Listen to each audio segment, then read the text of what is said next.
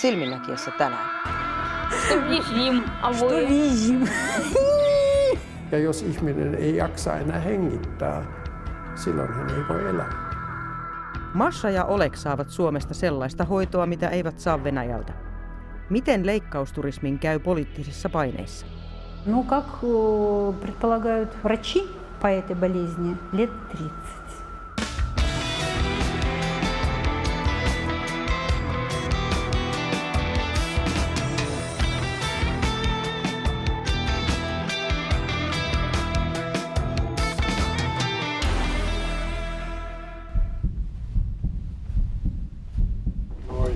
Äiti voi olla sitten hänen vieressä.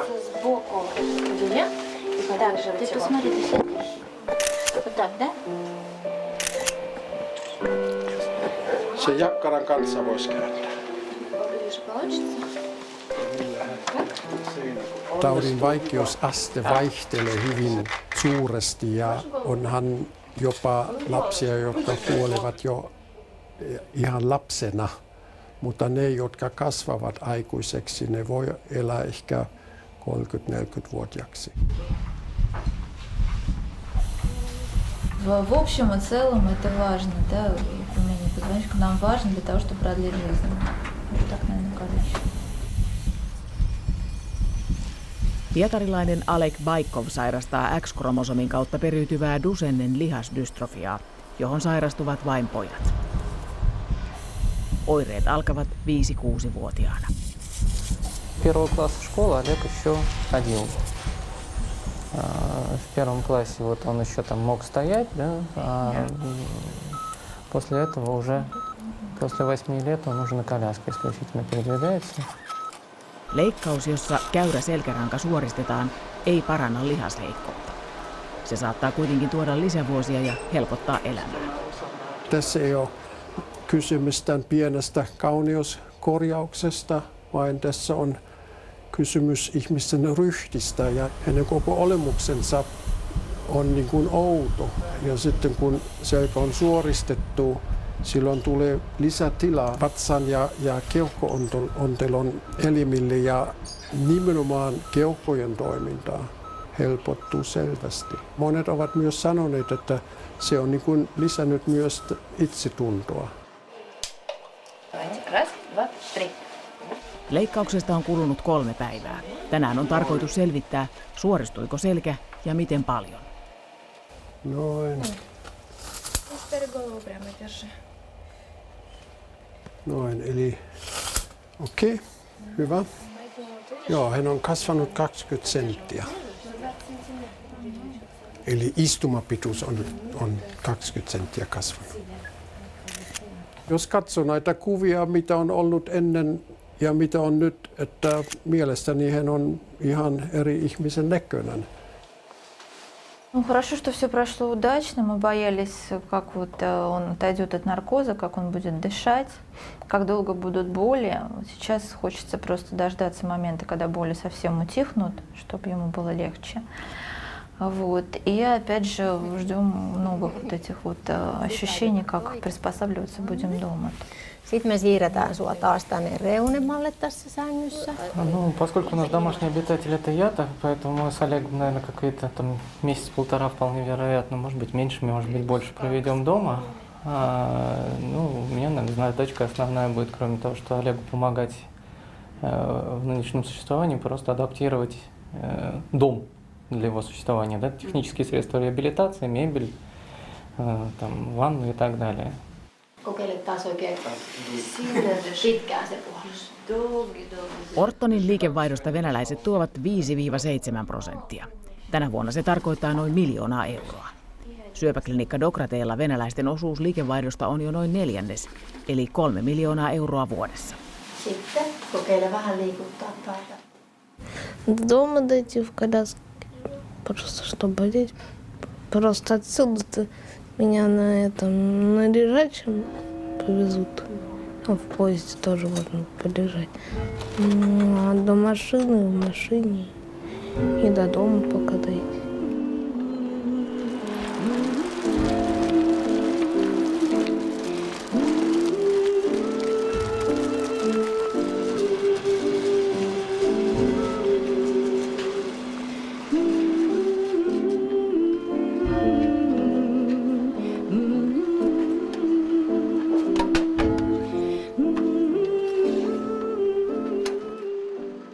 В конце января 2013 года мы приехали сюда на обследование.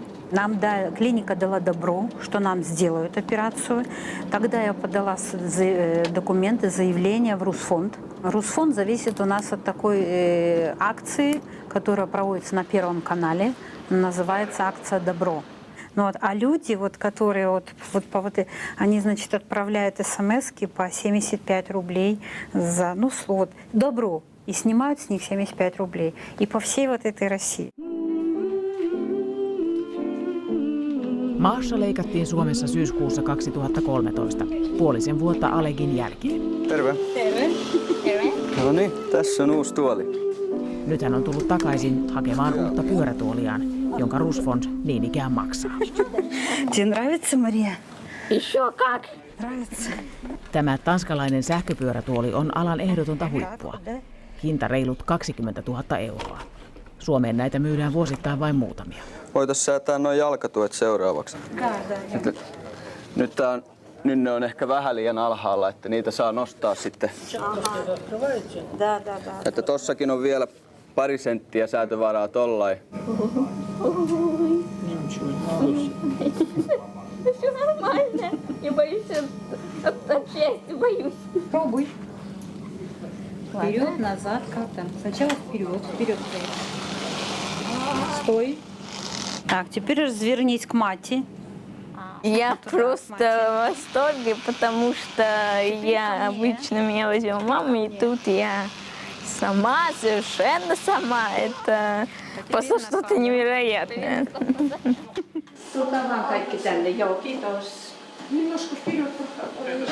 11-vuotias Maasha sairastaa Werding-Hoffmannin tautia, joka periytyy geenivirheen kautta. Se alkaa vauvaiässä, eivätkä potilaat yleensä koskaan opi kävelemään. Skolioosi käyristää selän ja lihakset ovat voimattomat. Ennen leikkausta Maasha joutui käyttämään tukikorsettia.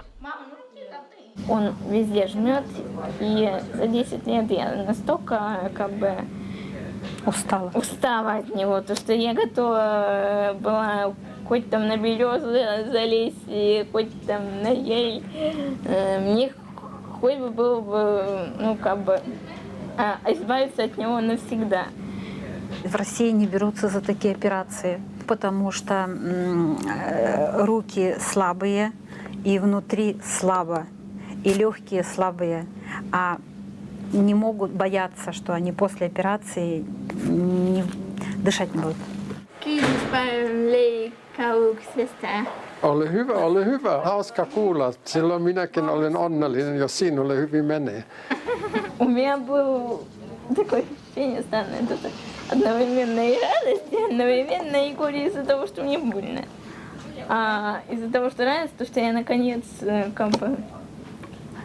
ощутила себя человеком, то что я не какая-то там скривленная девочка с непонятно каким позвоночником. Sitten saatan tämä tänne ylös. Puolivuotistarkastuksessa Maashan selkä näyttää luutuneen hyvin. Joo. Okei. Eli tässä on käyrys tämä ja nyt se on tämä. Minä haluan jotain sanoa teille. Ja. Ahaa, kiitos paljon. Sankt Peterburg, yes. Oikein kiva, joo. Spasibo, большое спасибо. Ja. Myös Alek on saapunut Helsinkiin. Leikkauksesta on kulunut 15 kuukautta. On aika tarkistaa, onko selkä kunnossa. Alek on väsynyt, koska kotoa Pietarista on lähdetty jo ennen aamu-5. Легко, а в дороге там комбинезон этот дурацкий, который давил в копчике. Всю дорогу, когда мы ехали в поезде. Приходилось наклоняться вперед или вправо. Sitten viime tapaamisemme Alekin tilanne on muuttunut, eikä kaikilta osin parempaan suuntaan. Папа говорил о хорошем, а всегда был говорить отрицательно.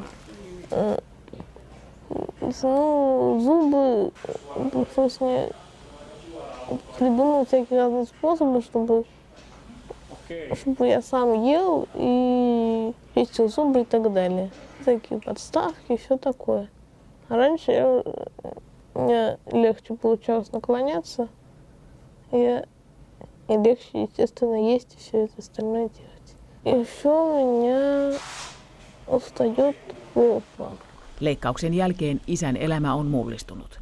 Hän on jättänyt työnsä vakuutusyhtiössä ja tekee osa-aikaista työtä.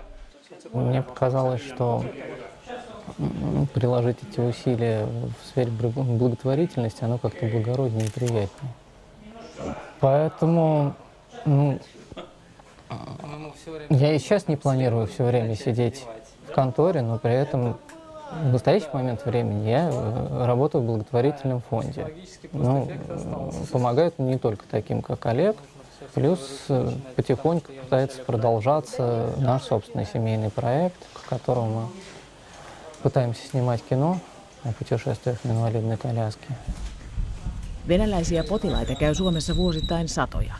Tarkkoja lukuja on vaikea saada, koska EUn ulkopuolelta tulevia terveysturisteja ei tilastoida. No, onko meillä tulkki? On ollut lapaluiden kohdalla ihan lievää kipua. Onko tämä koko ajan, tai onko tämä vaihtelevaa, onko tämä ollut aikaisemmin enemmän, tai onko tämä... Esimerkiksi Ortonilla on käynyt tänä vuonna keskimäärin lähes 1 venäläispotilas per arkipäivä. Vaikka kasvu on ollut hurjaa, ei kukaan tiedä, kuinka moni on jättänyt tulematta talouspakotteiden tai heikentyneen ruplan takia. Näkyykö Ukrainan tilanne vastaanotolla?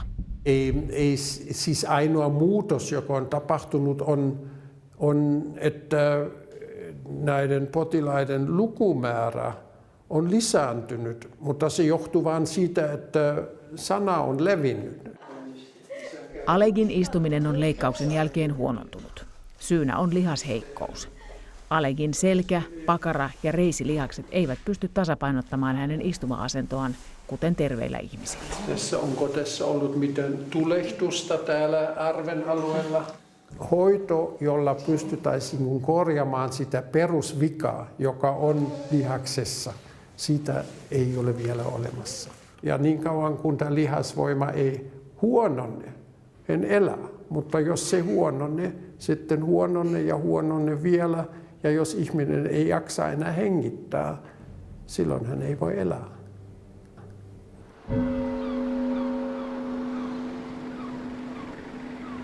Господи Иисусе Христе, Сыне Божий, молитвы ради Пречистой Твоей Матери, всех святых, помилуй нас, слава Тебе. Tapaamme Alegin puolen vuoden kuluttua Pietarissa.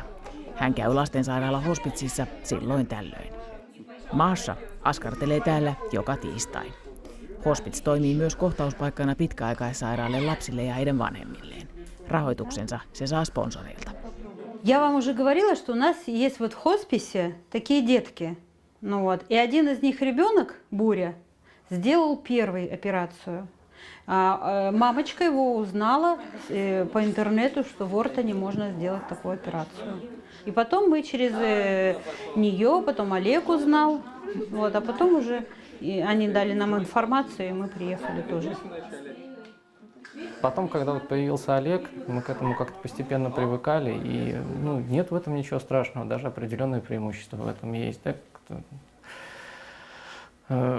Как я говорил, по-другому начинаешь на жизнь смотреть, круг общения кардинальным образом изменился, потому что вокруг Олега закрутились люди, которые дарят ему добро, желают как-то улучшить его жизнь. Hospitsissa tapaamme myös RUS-fondin Pietarin edustajan. Hän tuntee sekä Mashan että Olegin. RUS-fond keräsi Olegille 40 000 euroa ja Mashalle 70 000. Auttajia oli yhteensä lähes 100 000 eri puolilta Venäjää. Желающих получить помощь очень много. Мы в год получаем примерно 2700 просьб. Вот в прошлом году мы получили почти около 3000 просьб. И более чем 2000 детей мы помогли. Мы собираем от 60 000 рублей, это практически минимальная цена лечения в России. И самые крупные сборы мы объявляем на детей, которые лечатся за рубежом, и у них них очень высокая цена лечения, до сотен тысяч евро. Suomeen Rusfond on kustantanut 6 lasta. Kaikki ovat käyneet Ortonilla selkäleikkauksessa. Vaikka työ- ja elinkeinoministeriö on laittanut rahaa Suomen näkyvyyden lisäämiseen, ei Suomi Rusfondin mukaan profiloidu riittävästi Venäjän sosiaalisessa mediassa, vaikkapa saksalaisiin verrattuna. Наших детей проходит за рубежом лечение в Европе, и прежде всего в Германии. Там есть кардиологический центр, в который мы отправляем уже много лет наших детей. Кроме того, во многих клиниках Германии лечатся наши дети, у которых тяжелые онкологические заболевания. Вот. А так, в принципе, наши дети ездят на лечение и в Японию, и в Англию, и в Америку.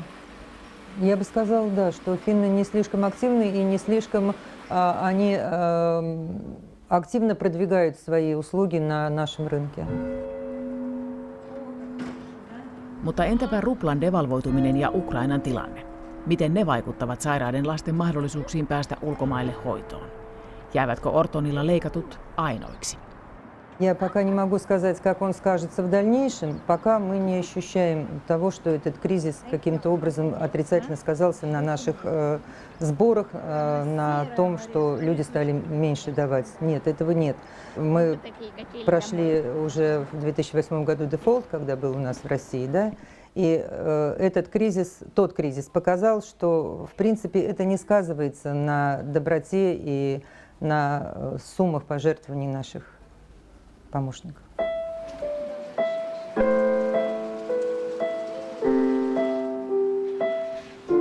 Masha asuu äitinsä kanssa Parnasson lähiössä 20 kilometrin päässä Nevski Prospektilta, talossa, jossa on 1000 asuntoa. Tänne 100 000 asukkaan lähiöön he muuttivat 2 vuotta sitten asuntolasta. Äiti on lastentarhanopettaja, mutta nyt hän hoitaa tytärtään kotona. Perheen yhteenlasketut tulot ovat 800 € kuussa. Мы находимся сейчас в нашей квартире, которую мы получили по программе, которую по указу Путина. Мы считаем, что наш президент очень хороший, потому что очень многие дети получили жилье. Но чиновники у нас не очень добросовестные, не очень хорошие, потому что вместо нам двухкомнатной квартиры дали однокомнатную. Маша родилась нормальным, здоровым ребенком. Через полгода началось прогрессирование болезни. Она не поползла и не садилась сама. И пошел прогресс. Обратились к генетику одному, и он выписал таблетки, которые затормаживают этот процесс, но не лечат. Samassa taloyhtiössä asuu myös Alegin perhe. Äiti on proviisorina kansainvälisessä lääkeyrityksessä, isä kotona. 17-vuotias isoveli Artyom on vielä koulussa. Ночные бдения – это самый тяжелый наш крест, конечно, потому что самостоятельно он ночью переворачиваться не может. Когда у него там затекают руки, ноги, он просто там начинает кричать, будить нас. Это где-то с периодичностью в час происходит. То есть, ну, вот за ночь его несколько раз приходится перевернуть на один бок, на другой бок, на спину. Вот. Ну, даем иногда друг другу передохнуть, кто-то один с ним ночует, другой высыпается в это время, я имею в виду, родителей. Alegin mielipuuhaa ovat tietokonepelit. Niitä hän saa pelata muun muassa silloin, kun hänet kytketään hengityslaitteeseen 1,5 tunniksi päivässä. Поэтому мы, в общем, в этом отношении руки не опускаем. Надеемся, что, если не полное излечение будет, то, по крайней мере, остановить этот процесс, возможно, удастся. Тем более, что превентивные всевозможные мероприятия, они тоже пролонгировать жизнь позволяют. Искусственная вентиляция легких, операция, которую мы сделали, это же все такие превентивные меры, которые продолжительность жизни увеличивают. Baikovin perhe matkustaa paljon. 13-vuotias Aleg on ehtinyt käydä jo 11 maassa. Vanhemmat haluavat, että liikuntarajoitteistaan huolimatta Aleg saa nähdä maailmaa niin paljon kuin haluaa. Koulussa pojan lempiaineita ovat maantiede ja biologia. Haaveammatti biologi. Ездить в Австралию, просто посмотреть, что там есть. Летом нету. Ну, потому что далеко, там совсем все по-другому. И в южном полушарии побывать. Я только в северном была, в южном еще не было. Все, у кого такие дети, практически в один голос говорят о том, что такие дети случайно не даются. То есть на самом деле это такой Божий подарок.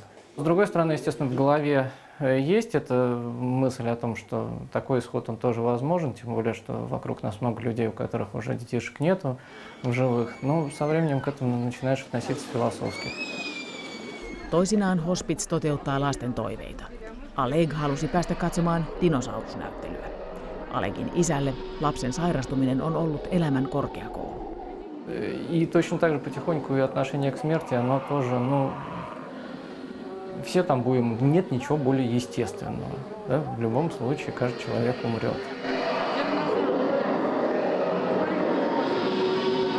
Ну вот точно так же в детстве мне казалось страшно и ненормально совершенно, когда ребенок уходит из жизни раньше, чем родитель. Сейчас вот меня это в такой шок уже не ввергает.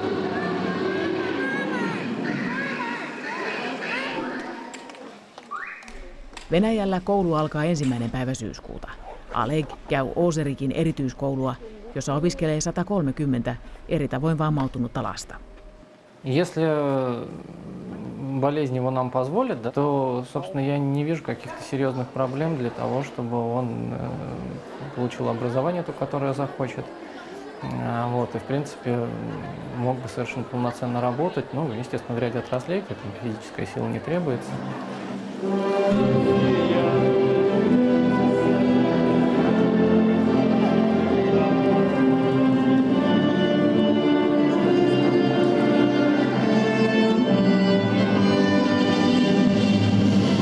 Ozerikin koulussa opetus on järjestetty lapsen älyllisen tason mukaan. Halutessaan täältä voi jatkaa jopa yliopistoon. Oleg opiskelee 7A:lla 3 muun lapsen kanssa. Ensimmäisenä koulupäivänä kerrotaan kesälomakuulumiset. Oleg kertoo matkastaan Montenegroon.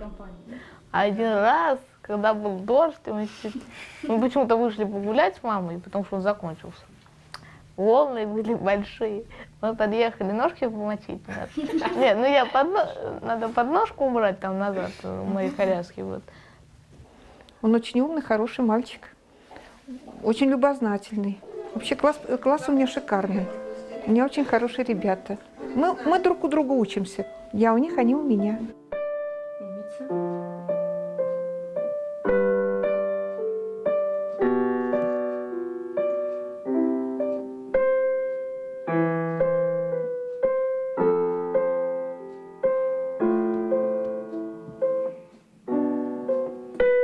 Masha ei käy koulua, mutta hänelle on järjestetty virallisen opetusohjelman mukainen kotiopetus. Pianonsoiton opettaja käy kerran viikossa. Tänään hän tapaa Mashan ensi kertaa 3 kuukauden kesäloman jälkeen. Suomessa vuosi sitten tehty leikkaus on helpottanut myös pianonsoittoa. Вот вроде как и все вспомнили. Ну, вообще моя мечта из профессии – это стать певицей. Ну, скорее всего, переводчиком. Потому что мне хорошо подаются языки по французскому, по английскому. Поэтому вполне хочу стать им переводчиком.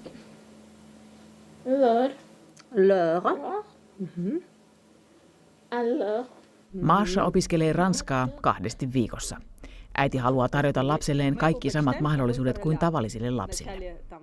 Потому что тогда учитель, он все внимание дает одному ребенку, и знание дает одному ребенку, и у него получается очень большой объем знаний. То есть и спрос хороший, то есть спрашивают, нету поблажек, что она больной ребенок, а это сам, потому что голова светлая. А поэтому и знания лучше. Я с детства мечтала полететь в Париж, но у нас с мамой не было возможностей. И стала учить французский язык с 5 лет. И вот мама мне наконец сказала, то, что в следующем году мы поедем в Париж. И я, если честно, на 7-м не объединяет счастье. Во имя Отца, Сына и Святого Духа. Аминь. Hospitsissa on myös pieni kappeli, jossa Maasha ja äiti käyvät viikoittain. Suomelle he ovat kiitollisia lopun ikäänsä. Ну, как предполагают врачи по этой болезни, лет 30. На эту тему я, как вам сказать, стараюсь не думать. Я ее отгоняю на план. Второй план, что пока дочь моя улыбается, пока у нее жизнерадостная позиция такая в жизни, и мне радостно. Доброе все это от Бога. Как прекрасен этот мир, посмотри, как прекрасен этот мир. Я почувствовала то, что у меня появилась новая жизнь, как у нормального. Не какое-то там, я не знаю, там чудовище с трубкой в носу или еще где-нибудь там с катетером или еще что-то. Я почувствовала себя нормальным, где я могу и работать, и я там, не знаю, заводить семью, еще что-то, покупать продукты те же самые.